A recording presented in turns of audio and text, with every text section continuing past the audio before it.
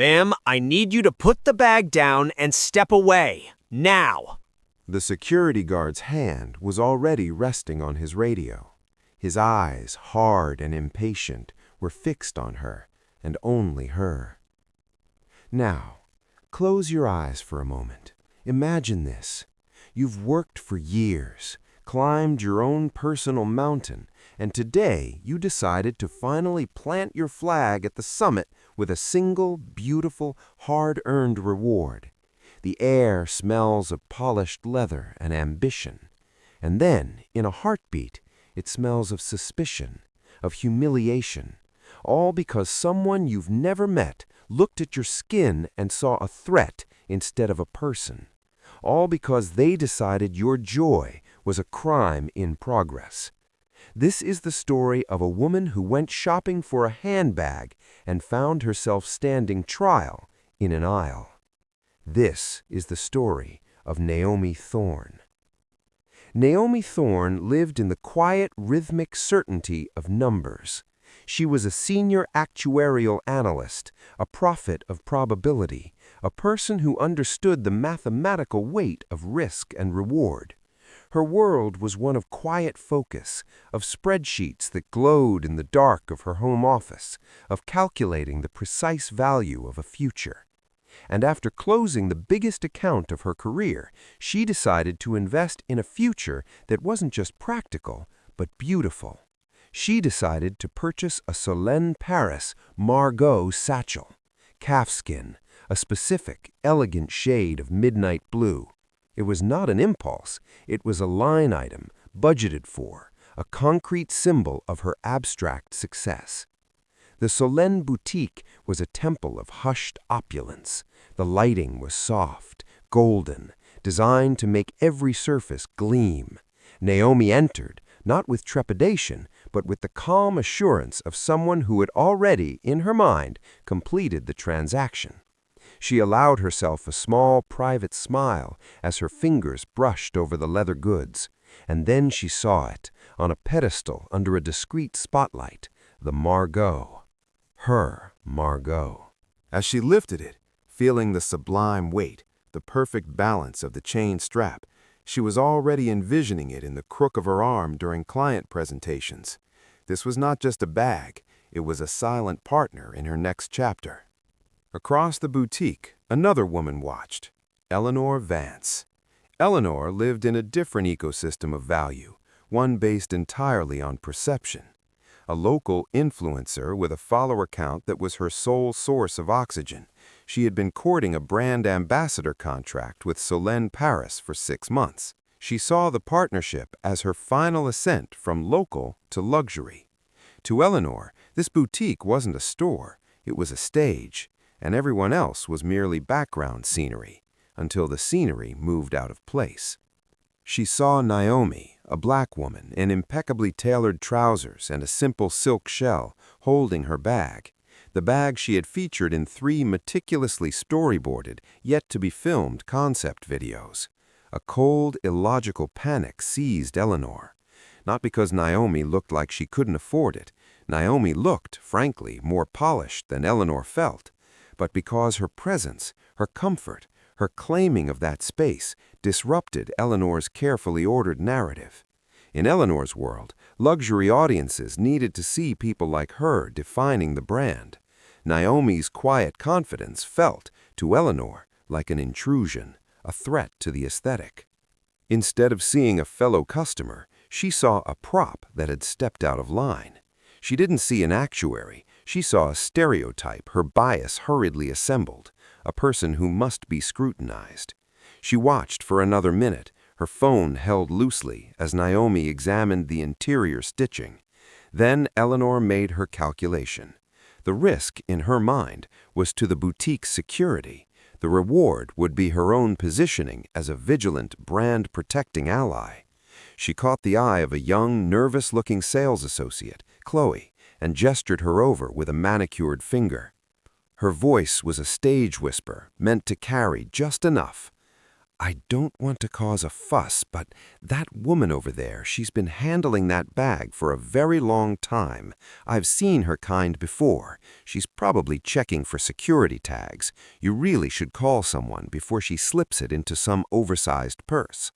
Chloe blinked, looking from Eleanor's concerned frown to Naomi, who was now calmly placing the bag on the counter, asking about warranty details.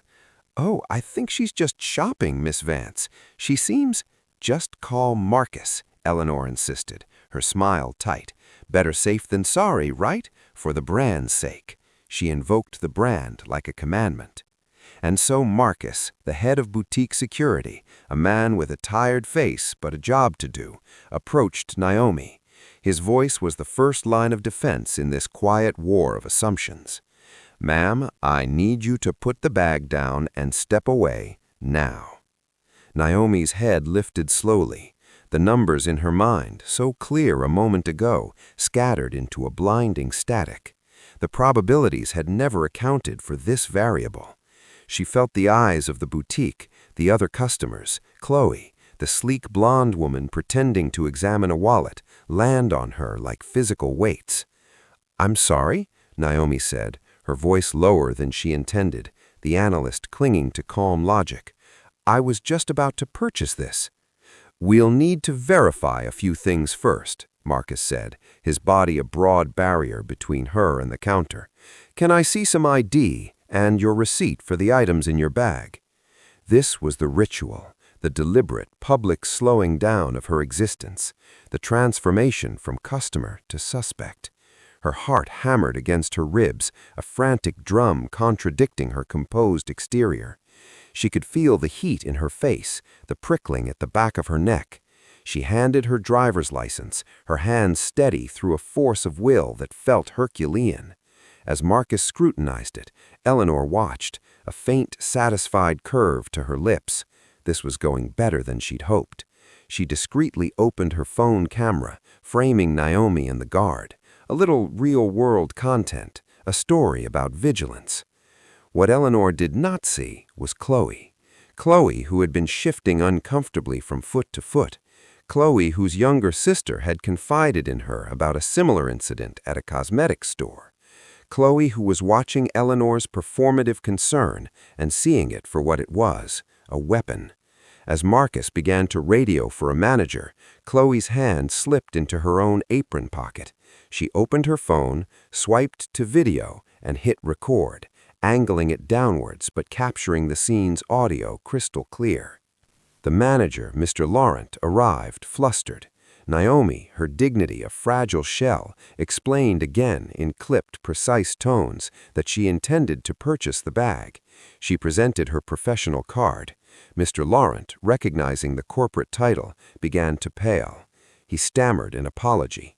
Marcus stepped back, his tired face now etched with regret. "A simple misunderstanding, madame," Mr. Laurent implored. "Please, let us comp the bag for your trouble." But the damage was a stain that no complimentary gift could bleach. The offer felt like a second insult. Naomi looked past him, her gaze landing directly at Eleanor, who was now hastily putting her own phone away. Naomi saw it all in that instant, the source of the poison. It wasn't the guard, really. It was the woman who had weaponized her whim.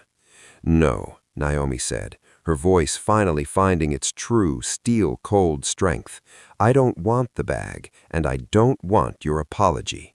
She turned and walked out, leaving the midnight blue Margot satchel on the counter, a dream abandoned. She walked for 2 blocks before the trembling started. She sat on a public bench, the sounds of the city a blur, and replayed the numbers. The probability of this happening to her, here, today, the risk she hadn't factored. She cried, just once, a sharp, furious tear she wiped away as quickly as it fell. Meanwhile, Chloe went home, her stomach in knots. She reviewed the video. She heard Eleanor's poisonous whisper, saw her smug expression, witnessed Naomi's devastating composure. It was wrong. It was so profoundly wrong. That night, from a blank, anonymous account, she uploaded the clip to a social media platform. The caption was simple. Who really needs to be removed from the store? She tagged Solène Paris's official account and used a few strategic hashtags about racial profiling. Then she logged off, her heart pounding. The internet, that great and terrible engine of consequence, did the rest. The video was a perfect, awful gem. It had the villain, Eleanor, instantly recognizable to her own small following. It had the victim, Naomi, a portrait of poised devastation. It had the clear, damning audio. By morning, it was trending. By noon, it had been picked up by social justice accounts and commentary channels. The narrative wrote itself. Local influencer calls security on black customer buying luxury bag. Emails flooded Solène Paris's corporate offices. The brand, built on an image of exclusive elegance, was now associated with exclusion of a much uglier kind. Their crisis management team moved with cold corporate speed. They issued a public apology to Naomi. They announced implicit bias training for all retail staff, and they quietly, permanently severed all ties with Eleanor Vance. The draft brand ambassador contract, sitting in an executive's inbox, was deleted. The promised gifting suite vanished. The future she had storyboarded evaporated. Eleanor's phone exploded, not with partnership offers, but with fury. Her follower count plummeted. Comment sections became galleries of contempt. Brands she had worked with for years dropped her with terse, legalistic statements. She became a shorthand, a meme, a cautionary tale. The very perception she had sought to control now defined her in the most damning way possible. A week later, a courier arrived at Naomi's apartment. It was a large, elegant box from Solène Paris. Inside, nestled in tissue paper, was the midnight blue Margot satchel. Alongside it was not a note asking for forgiveness, but a simple, handwritten card on thick stock. It read, "This belongs to you. It always did." No signature. Naomi placed the bag on her dining table. She didn't open it immediately. She just looked at it. The object was no longer just a symbol of success. It was heavier now, layered with the memory of a public stripping and the quiet, private restoration that followed. It was a testament to the fact that while the world could, with a whisper, try to dispossess you of your moment, your dignity was not theirs to take.